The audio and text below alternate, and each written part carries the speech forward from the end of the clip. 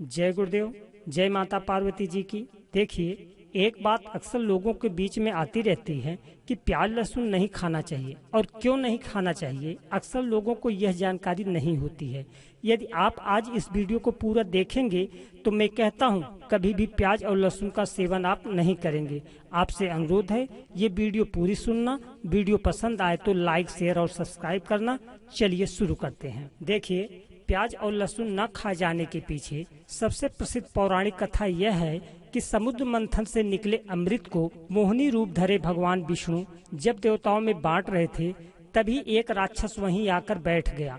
भगवान ने उसे भी देवता समझकर अमृत दे दिया, लेकिन तभी उन्हें सूर्य व चंद्रमा ने बताया कि ये राक्षस है।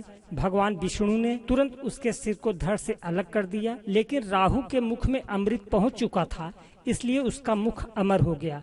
पर भगवान विष्णु द्वारा राहु के सिर काटे जाने पर उसके कटे सिर से अमृत की कुछ बूंदें जमीन पर गिर गईं, जिनसे प्याज और लहसुन उपजे। चूंकि यह दोनों सब्जियां अमृत की बूंदों से उपजी हैं, इसलिए यह रोगों और रोगाणुओं को नष्ट करने में अमृत के समान कार्य करती हैं। क्योंकि यह राक्षसों के मुख से होकर गिरी है, इसलिए इसमें तेज गंध और ये अपवित्र हैं, जिन्हें कभी भी भगवान के भोग में इस्तेमाल नहीं किया जा सकता।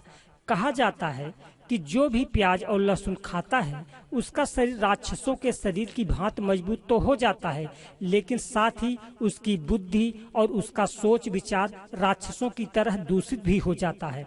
इन दोनों सब्जियों को मांस के समान माना जाता है। जो लहसुन और प्याज खाता है उसका मन के साथ साथ पूरा शरीर तामसिक स्वभाव का हो जाता है। ध्यान भजन में मन नहीं लगता, कुल मिलाकर पतन हो जाता है। इसलिए प्याज लहसुन खाना शास्त्रों ने मना किया है। एक बार प्याज और लहसुन खाने का प्रभाव देह में 27 दिनों तक रहता है, और उस दौरान व्यक्ति यदि मर भी जाए तो नरकगामी होता है, ऐसा शास्त्रों में लिखा है। दूसरा, प्याज और लहसुन का सेवन करने से 55 मर्म स्थानों में चर्बी जमा हो जाती है, जिसके फलस्वरूप शरीर की सूक्ष्म संवेदनाएं नष्ट हो जाती हैं। तीसरा, भगवान के भोग में, नवरात्रि आदि व्रत उपवास में, तीर्थ यात्रा में, श्राद्ध के भोजन में और विशेष पर्वों पर प्याज लहसुन युक्त भोजन बनाना निषिद्ध है, जिससे समझ में आ जाना चाहिए कि प्याज और लहसुन दूषित वस्तुएं हैं। चौथा, कुछ देर प्याज को बगल में दबाकर बैठने से बुखार चढ़ जाता है। प्याज काटते समय ही आंखों में आंसू आ जाते हैं, जिससे यह अनुमान लगाया जा सकता है कि शरीर के भीतर जाकर यह कितनी अधिक हलचल उत्पन्न करेगा। पांचवा, हवाई जहाज चलाने वाले पायलट को जहाज चलाने के 3 दिन पूर्व तक प्याज का सेवन न करने का परामर्श दिया जाता है, क्योंकि प्याज खाने से तुरंत प्रतिक्रिया देने की क्षमता प्रभावित होती है। याज्ञवल्क्य संहिता के अनुसार प्याज एवं गोमांस दोनों के ही खाने का प्रायश्चित है। चंद्रायण व्रत इसीलिए किया जाता है। सातवां, ब्रह्मा जी जब सृष्टि कर रहे थे तो 2 राक्षस उसमें बाधा उत्पन्न कर रहे थे। उनके शरीर क्रमशः मल और मूत्र के बने हुए थे। ब्रह्मा जी ने उन्हें मारा तो उनके शरीर की बोटियां पृथ्वी पर जहाँ जहाँ गिरी वहाँ प्याज और लहसुन के पेड़ उग गए। आज मेडिकल लेबोरेटरी में टेस्ट करने पर भी प्याज और लहसुन में क्रमशः गंधक और यूरिया प्रचुर मात्रा में पाया जाता है, जो क्रमशः मलमूत्र में भी पाया जाता है। इसके राजसिक तामसिक गुणों के कारण होम्योपैथिक और आयुर्वेदिक में भी प्याज और लहसुन खाने की मनाही है। आप देखे होंगे कभी भी होम्योपैथिक और आयुर्वेदिक दवाई जब लिए होंगे तो डॉक्टर या वैद्य तुरंत कहा होगा कि प्याज लहसुन जब तक दवा खाएं तब तक नहीं खाना चाहिए। प्राचीन मिस्र के पुरोहित प्याज और लहसुन नहीं खाते थे।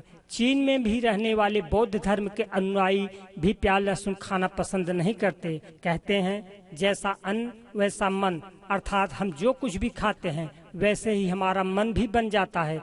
अन्न चरित्र का निर्माण करता है, इसलिए हम क्या खा रहे हैं इस बात को सदा ध्यान में रखना चाहिए। भोजन भी 3 प्रकार के होते हैं। पहला सात्विक अन्न, दूसरा रजोगुणी अन्न मैदा से बनी, तीसरा तमोगुणी आहार। इसमें से 2 आहार मुख्य हैं, पहला सात्विक, दूसरा तामसिक। योग पथ पर चलने वाले को सात्विक आहार ही लेना चाहिए। सात्विक आहार मानसिक पवित्रता को बढ़ाता है। हमारे इस दिव्य ज्ञान का ध्येय यह है कि पवित्र बनो, योगी बनो। पवित्रता ही सुख शांति की जननी है। पवित्रता की धारणा मनसा वाचा कर्मणा द्वारा होती है। मानसिक पवित्रता ही शारीरिक पवित्रता का आधार है। मानसिक पवित्रता अर्थात आत्मा के स्वधर्म की स्मृति, शांति, सुख, ज्ञान, आनंद, प्रेम के विचारों में रमण करना, सहज, सरल, मृदु भाव, आत्मिक भाव में रहना पवित्रता है। तामसिक भोजन मानसिक अपवित्रता है। अन्न की शुद्धता हो जिसमें तामसिक भोजन लहसुन, प्याज, तीखा, मिर्चा, मसाला, नॉन वेज आदि ना हो, अधिक भोजन भी वर्जित है। कोई भी व्यसन, स्मोकिंग, शराब आदि नशे हमारे मूल स्वभाव में ठहरने नहीं देते हैं, शारीरिक कमजोरी पैदा करते हैं, मन में भारीपन, डर, शंका, ईर्ष्या, घृणा, बदले की भावना पैदा करते हैं, काम, क्रोध, लोभ, मोह, अहंकार, कुदृष्टि, कुवृत्ति को बढ़ावा देते हैं, संकल्पों में वेग उत्पन्न कराते हैं। वैज्ञानिकों ने भी इस पर बहुत शोध किया है, जिसका परिणाम है कि प्याज और लहसुन गर्म होते हैं, जो हार्मोन्स को प्रभावित करते हैं। ये वासना के लिए प्रेरित करते हैं और मन के भीतर कामेच्छा बढ़ाते हैं। फिर क्रोध का जन्म होता है, जिससे शरीर पर कीटाणुओं का असर बढ़ता है और आलस, थकावट, चिंता आदि लक्षण देखे जाते हैं। जैसे शराब, तंबाकू आदि शरीर के लिए हानिकारक हैं, वैसे ही प्याज, लहसुन भी हमारे शरीर के लिए हानिकारक है और इसका प्रभाव आत्मा के पुरुषार्थ पर भी पड़ता है।